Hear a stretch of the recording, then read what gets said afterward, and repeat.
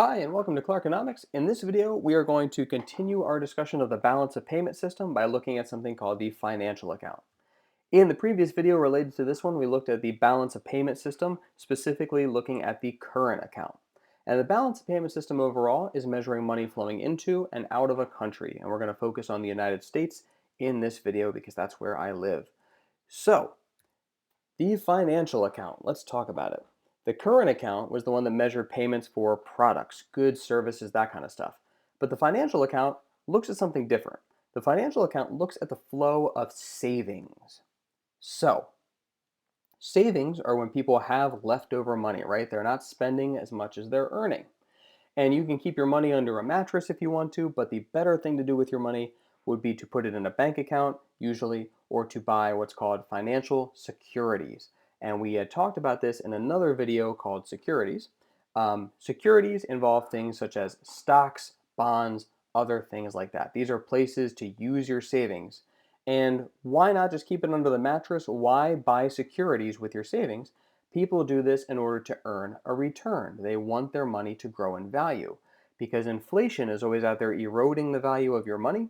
So people buy stocks hoping that the prices of those stocks will rise or they'll get paid dividends.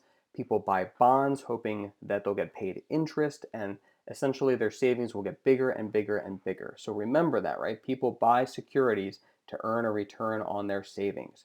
It's better than just kind of keeping it sitting around doing nothing. So, when we look at the financial account, we're looking at the flow of people's savings. All right. So, there's a little bit of terminology associated with the financial account. I'm going to try to keep it nice and clean and simple, starting with capital outflow. Now, the first thing I'll say to you here is don't get confused about the word capital here. We've talked about in the factors of production physical capital, like the machinery and tools used to produce. That is not what we're talking about here. I'm going to say for now, just don't worry about the meaning of the word capital. Here's what it means.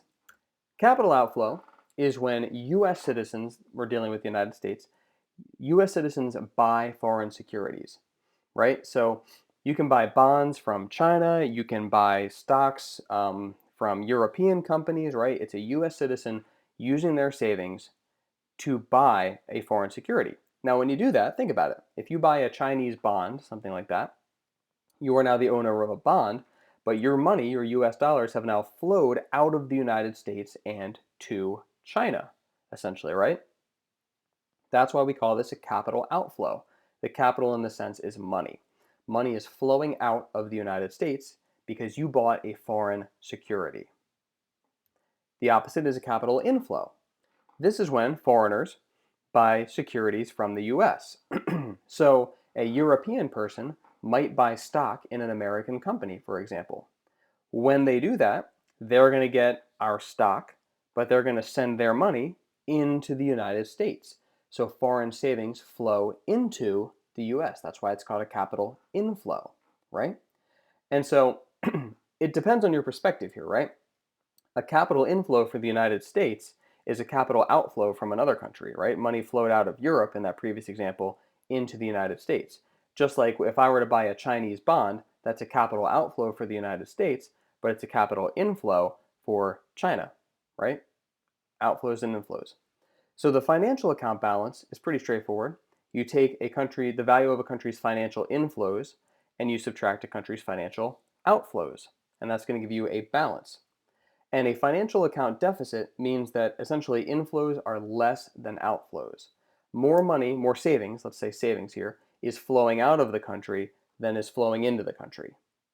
And what that means is we're buying more foreign securities than the rest of the world is buying in US securities. So we're sending more money out to the rest of the world in exchange. We're buying more foreign securities than people are buying US securities. That's what would be the case if there was a financial account deficit in the United States. In real life, there's not. In real life, there's what's called a financial account surplus. This is when capital inflows are greater than capital outflows. More savings are flowing into the United States than savings are flowing from the United States out to the world. So what that means, and this is again what's happening in real life, is that the world is buying more US securities than we're buying foreign securities. So, is that good or bad? We'll get to that, right? Let's take a look at an example with a table, kind of like we did for the capital account. All right. So the financial account, let's imagine there's only two countries in the world. We'll say the United States and China. So the value of the United States capital outflows is 5, capital inflows are 15. We know calculating the financial account balance is as simple as inflows minus outflows. So 15 minus 5. That means that the United States financial account balance is $10. Does that mean that there's a financial account surplus or a financial account deficit? That means that there is a financial account surplus because it is a positive number.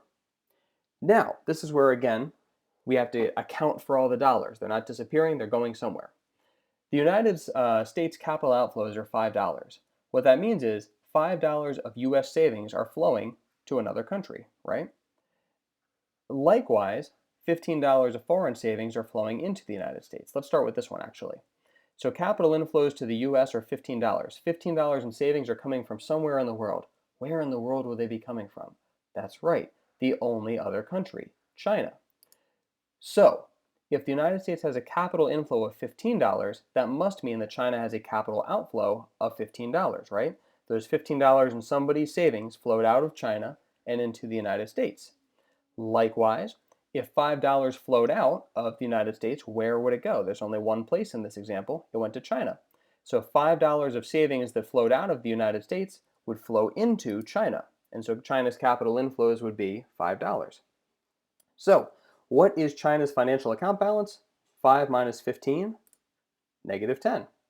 And again, this is easy because if you know the US, and these are the only two countries, if you know the US has a financial account balance of positive 10, China must have a financial account balance of negative 10. Everything has to add up. So China has a financial account deficit. So that's a little bit of an example of how that works with the financial account. All right. Now, sometimes people ask, where do capital inflows come from, right? Where do people get this money that they're sending to the United States? So we'll go through a very simplified example, which just kind of illustrates the basic concept. So imagine, if you will, that a US citizen buys $15 worth of products from a Chinese company. We import stuff from China all the time. So we're buying a $15 product from China. The Chinese product will enter the United States, and now this American has it, so that's fine. And that US citizen's $15 are leaving the US. Where is that going? Well, it's going to China, right? It's an exchange, it's a trade. So when you get the product, you send them the money. Easy. So this Chinese company now has 15 US dollars. Again, this is a little bit of a simplification because we're leaving out currency exchange markets. But this Chinese company or somebody in the world has 15 US dollars. What can they do with those 15 US dollars? Well, there's really only two things. They can buy our products, but what we really care about this to answer the question at the top of the screen is they can buy US securities, right? So those are the options that they can have with those 15 US dollars. Of course, they could trade them, for their own currency, but then somebody else in the world would have 15 US dollars and we would be presented with these same two options. That's where capital inflows come from. So when we import stuff from China, we're giving them our US dollars and they're using those dollars to buy our stuff or they're using those dollars to buy our securities. And when we talk about these two things, obviously products, like we said, are measured in the capital account, but securities, we account for payments for securities in the financial account. So that's where capital inflows come from. So this leads us to the balance. This is a very easy rule. The big rule for any country is that adding the value of their current account balance plus their financial account balance will always equal 0. So easy, right? So here's what that means. Let's put some numbers on it. If the current account has a surplus of $10 billion, what must the financial account have? Easy. The financial account must have a deficit of $10 billion, right? In other words, this value would be positive 10, this value would be negative 10, add them together, that equals 0. On the other hand, if the current account has a deficit of 10 billion, that's a negative 10 billion, then the financial account must have a surplus of 10 billion. They always perfectly offset each other. There's the balance. So what that means, for example, let's say that the current account has a deficit of 10 billion, right? The current account, just go different from what's on the screen here. The current account has a deficit. That means that the United States is importing more than it's exporting. Well, that's great, but when those dollars all go out to another country, they're going to find their way back in the form of capital inflows. And so that's why our financial account balance would be positive by the exact same degree as our current account is negative. They have to add up to zero. So why is this important? The reason why this is important is the US talks a lot about trade, and politicians talk a lot about trade. In 2017, the United States had a trade deficit of $568.4 billion. What does that mean? What that means is our net exports, E minus I, is that number. We imported $568.4 billion more worth of stuff than we exported to other countries. So the United States imports a lot more stuff than it exports. And sometimes, like I said, this is talked about as though it's the United States losing and other countries are winning because we have this big negative number. We have this big trade deficit. That's a really simplified way of looking at it, and it ignores the other half of the coin because it's not for a bunch of reasons. One, it's not as though we're just giving away $568.4 billion for no reason. We're getting stuff in exchange for the money that we send out to the rest of the world, right? We're getting products from the rest of the world that are probably produced at a lower cost than we could produce them ourselves. So that's a good thing. Remember, if you go to the store and you buy a pair of shoes, you don't say, oh yeah, they got my money so they won and I lost. No, they have your money, but you have shoes, right? So it's a transactional thing. There's two sides to every transaction. So let's get back to it here. If the United States has a trade deficit of $568.4 billion, think about what those dollars will be used for. People around the world have $568.4 billion more dollars of our money than we have of theirs. So they're going to use that money to buy US securities. Like what?